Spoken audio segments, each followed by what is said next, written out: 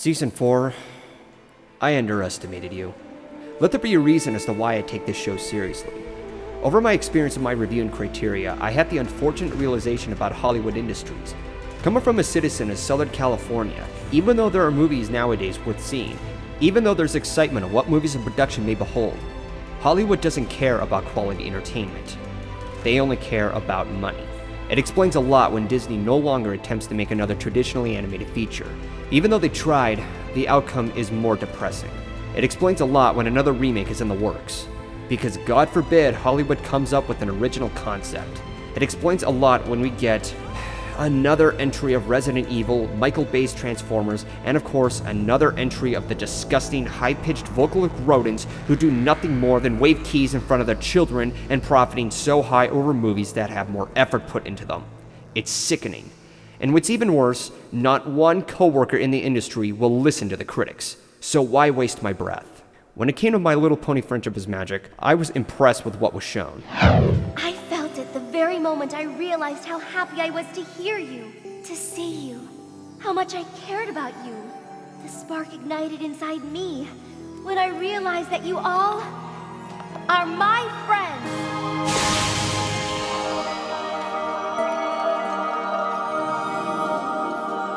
It was a silly yet very atmospheric and lighthearted show with terrifically well-presented social lessons to younger audiences that can appeal to an older demographic.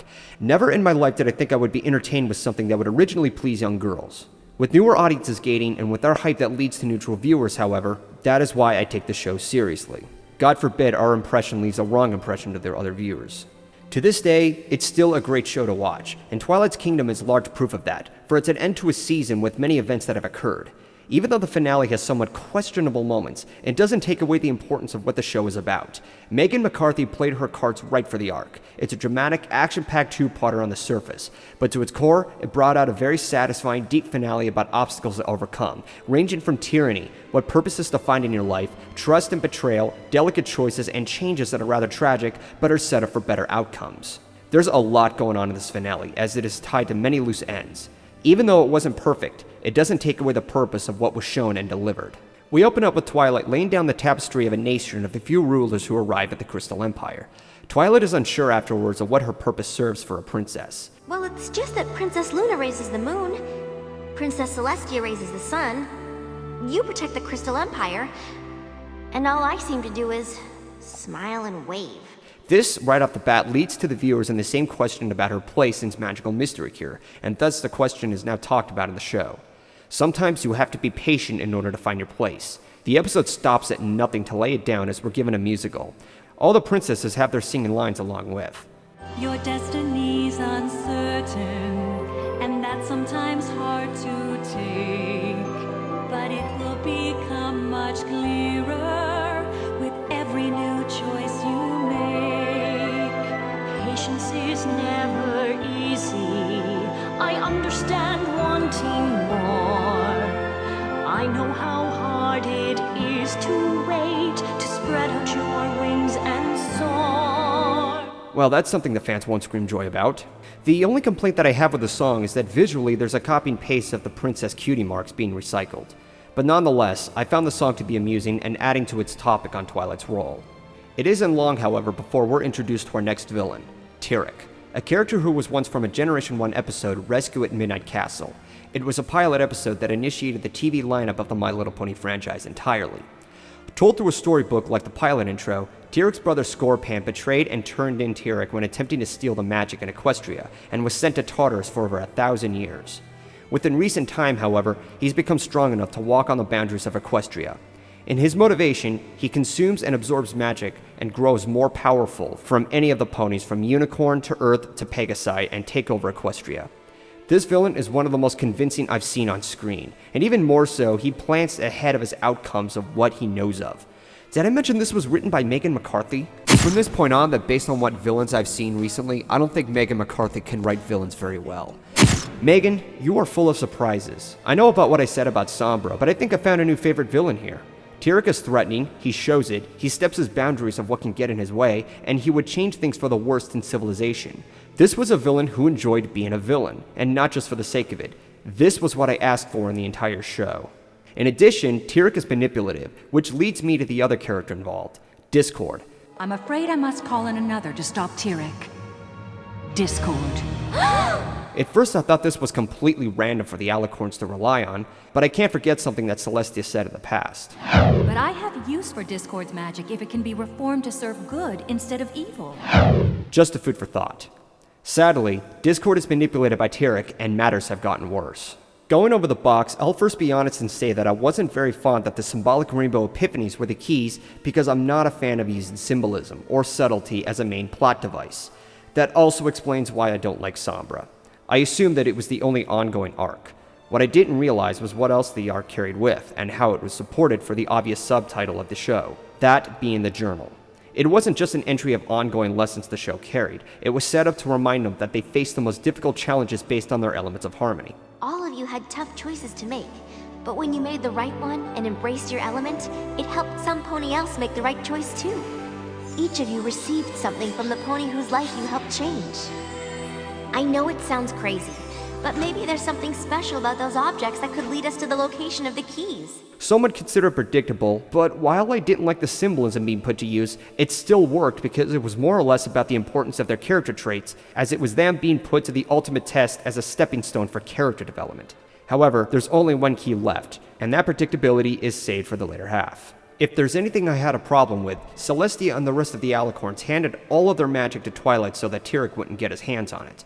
While I can understand you want to keep it to someone else for safekeepings, they forgot that Discord was with Tyrek, and he knows about Twilight and where she lives. Furthermore, you should have broken the stained glass window of Twilight's portrait, and because of this, that's how Twilight was found, as Celestia, Luna, and Cadence were all sent to Tartarus.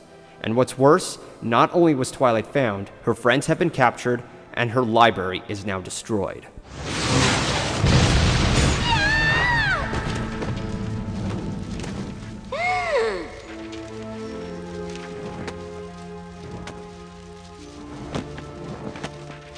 Reminded of Tradia when she decided to keep her books for fond memories we witnessed in the show, words cannot describe how impacting it is when her home is blasted away and everything she once owned in that home is now gone. That tree was an icon of the show from the very beginning, and to see this happen is a very bold stunt of DHX to pull. With rage, Twilight fights back and we're given a rather surprisingly entertaining fight scene for a good minute and a half.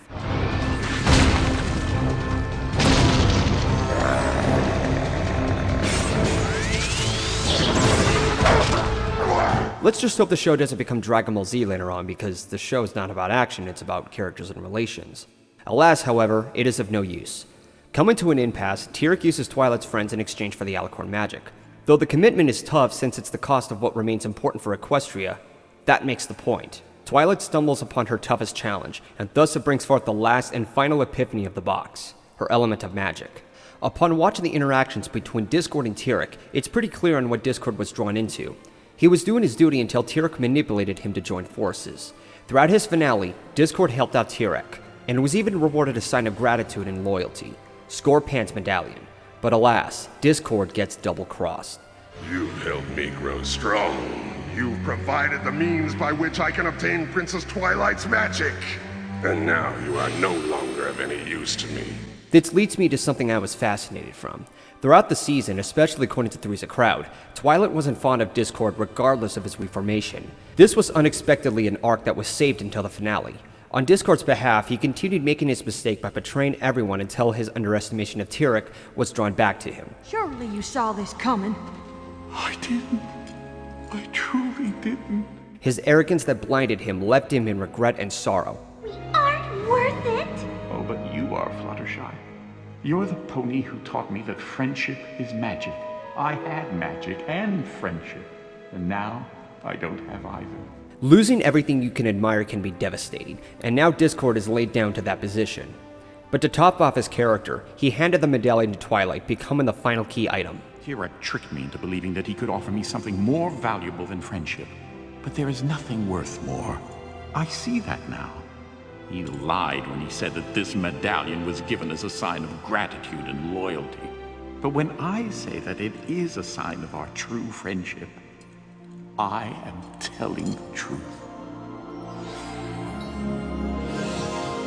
So, recapping this, you've got a character who's had separate ways with Twilight because of his notorious antics, which later got back to him after betraying his friends, and was given something which he thought he meant more of, and was instead handed to Twilight, which not just brought back that meaning, but also a new and final key to the chest, which placed more weight on the chemistry of these two characters.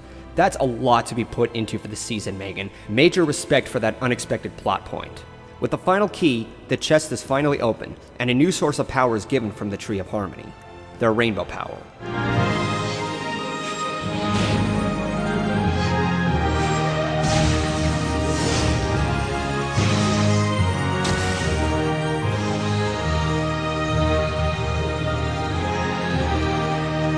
Not very fond of the designs, but then again, it's a show based on selling toys, so no use complaining about that here. But with their newfound abilities, Tyrek is defeated, the magic of all ponies are given back, and peace is restored. A new home, a castle, is given to Twilight. But the real ending note for me is something drawn back to the importance of the show.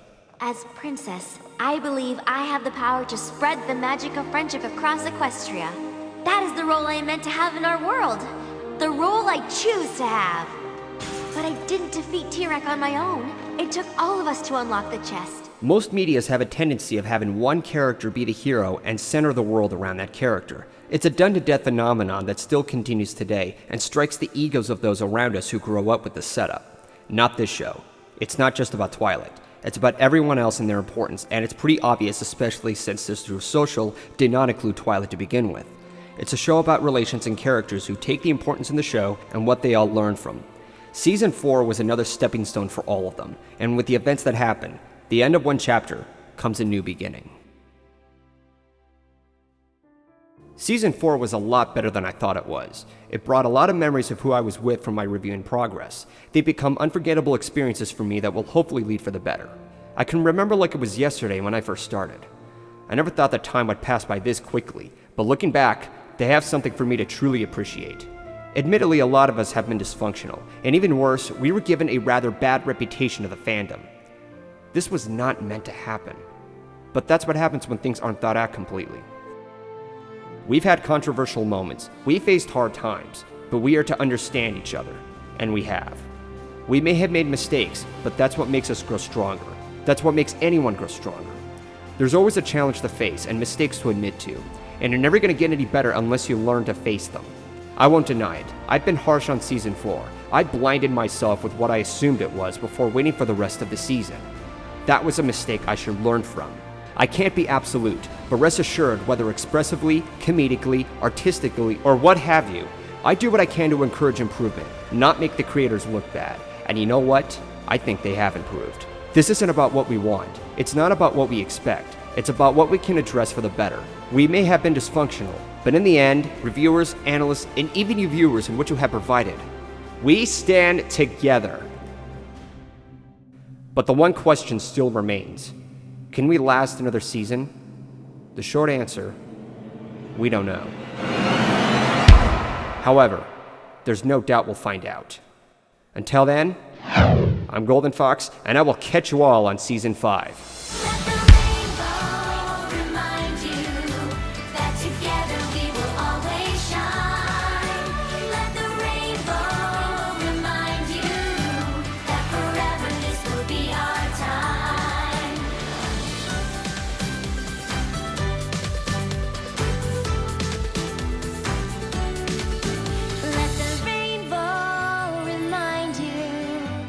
Together